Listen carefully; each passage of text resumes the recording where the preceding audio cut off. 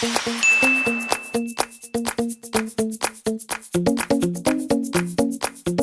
class, that's all for today. See you next week. Okay, sir. Bye, sir. Bye.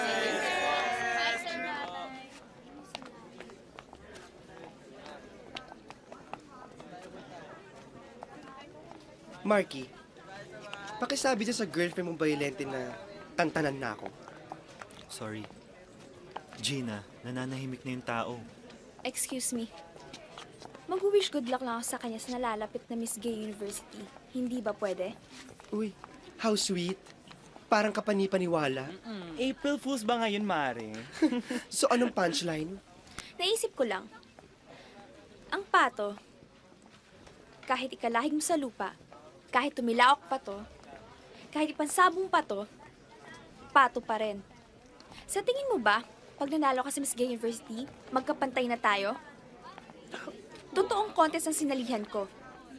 Yung sa'yo, katuwaan lang. Wow! Impressive! Ang dami niyang alam tungkol sa pato. Taga-Pateros ka ba, Iha? Pato?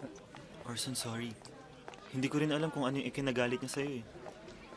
Yung pagkakaibigan natin, Marty. Totoo ba? O katuwaan lang?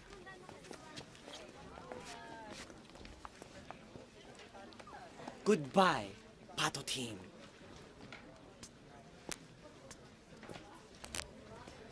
Thank you sa flowers, ha?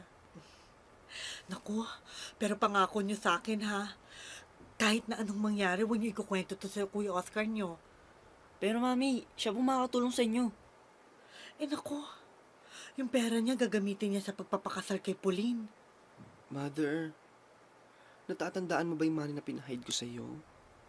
Sa iyo na yun. Tas meron pa akong konting ipon. Sa iyo na lang din yun. Naku, hindi pwede, anak. Para sa gown mo yun. Gown? Makakabili nga ako ng gown. Hindi ka naman makakanood. Paano naman kasi?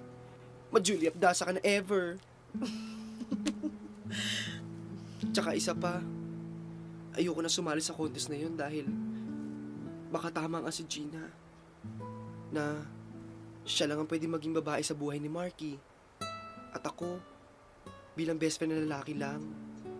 Papakalalaki ka na? Gaga! Wala akong sinabing ganun, mother, ha? Papakaboylet lang ako para hindi niya na ako kahiya sa mga friends niya. Kaya, wait na talaga ako to join sa contest na yan.